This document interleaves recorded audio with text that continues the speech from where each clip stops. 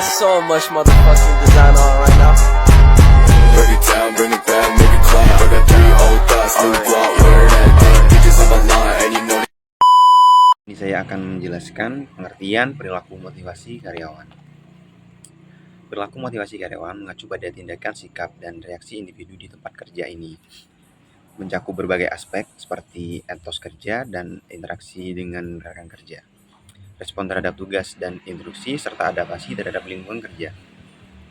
Perilaku ini dipengaruhi oleh berbagai faktor, termasuk kebijakan perusahaan, budaya organisasi, kondisi kerja, dan hubungan antar karyawan. Motivasi karyawan adalah dorongan internal dan eksternal yang mempengaruhi tingkat usaha dan komitmen karyawan terhadap pekerjaan mereka. Motivasi dapat berasal dari berbagai sumber, seperti motivasi intrinsik dan motivasi ekstrinsik. Motivasi intrinsik adalah dorongan yang berasal dari dalam diri karyawan, seperti kepuasan pribadi, pengembangan diri, dan pencapaian tujuan pribadi. Motivasi ekstrinsik adalah dorongan yang berasal dari luar, seperti gaji, bonus, penghargaan, promosi, dan kondisi kerja yang baik. Kedua konsep ini saling berkaitan erat.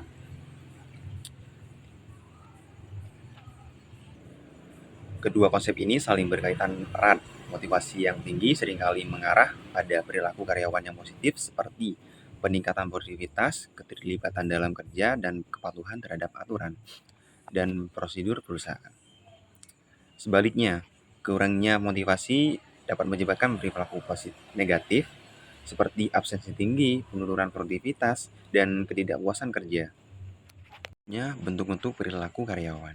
Seorang manajer harus mampu memenuhi para karyawannya. Pemahaman ini penting karena berpengaruh terhadap kinerja perusahaan. Untuk memahami kondisi karyawannya, seorang manajer dapat melihatnya melalui perilaku karyawan di kantor. Ada 3 bentuk perilaku karyawan, yaitu perilaku kinerja, perilaku kewargaan organisasi, dan perilaku kontraproduktif.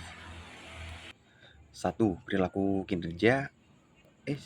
Perilaku kinerja sendiri adalah serangkaian perilaku terkait pekerjaan yang diharapkan untuk dapat ditujukan oleh karyawan dalam organisasi. Pada dasarnya, ini adalah perilaku yang langsung didasari untuk menjalankan pekerjaan. Selanjutnya, kewargaan organisasi adalah perilaku positif yang tidak secara langsung berkontribusi pada laba perusahaan. Kewargaan organisasi ini mengacu pada perilaku.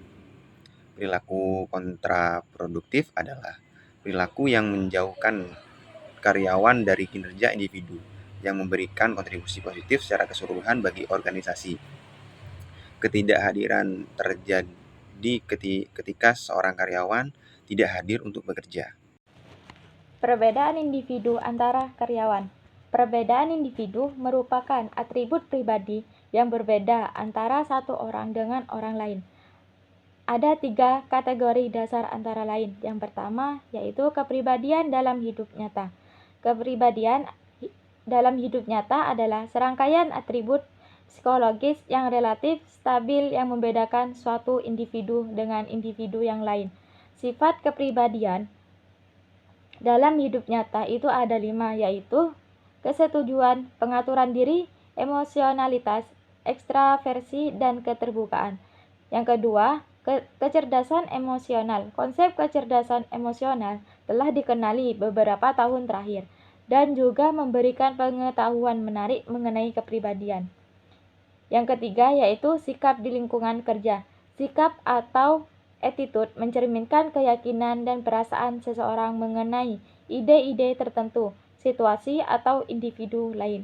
Sikap dibentuk oleh berbagai kekuatan, antara lain nilai-nilai yang kita pegang, pengalaman kita, dan kepribadian kita. D. Konsep dan teori motivasi. Istilah motivasi berasal dari kata movere, yang berarti dorongan atau menggerakkan. Motivasi persoalan bagaimana cara mengarahkan daya dan potensi agar bekerja mencapai tujuan yang ditentukan.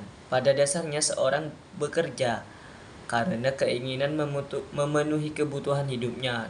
Dorongan keinginan pada diri seorang dengan yang lain berbeda, sehingga perilaku manusia cenderung beragam di dalam bekerja. Motivasi kerja merupakan motivasi yang terjadi pada situasi lingkungan kerja yang terdapat pada suatu organisasi atau lembaga. Keberhasilan dan kegagalan pendidikan memang sering dikaitkan dengan motivasi kerja guru. Pada dasarnya manusia selalu menginginkan yang baik-baik saja, sehingga daya pendorong atau penggerak yang memotivasi semangat kerjanya tergantung dari harapan yang diperoleh mendatang jika harapan itu menjadi kenyataan. Teori-teori motivasi menurut Melayu SPH Hasibuan terbagi menjadi dua kelompok, yaitu yang pertama teori kepuasan, meliputi A. Teori motivasi klasik, B. Teori Maslow, C. Teori Hasbregg, D. Teori X dan teori Y MC-Gressor. Yang kedua, teori proses yang meliputi teori harapan, teori keadilan, teori pengukuhan. Kesimpulan, perilaku dan motivasi karyawan berpengaruh oleh berbagai faktor saling berinteraksi. Motivasi karyawan sendiri dapat bersumber dari dua jenis utama. Yang pertama, motivasi intrik, berasal dari dalam diri individu, seperti rasa pencapaian, pengakuan, dan kepuasan pribadi dari melakukan pekerjaan yang bermakna. Yang kedua, motivasi ekstrinsik, didorong oleh faktor-faktor eksternal seperti gaji, bonus, promosi, dan manfaat lainnya.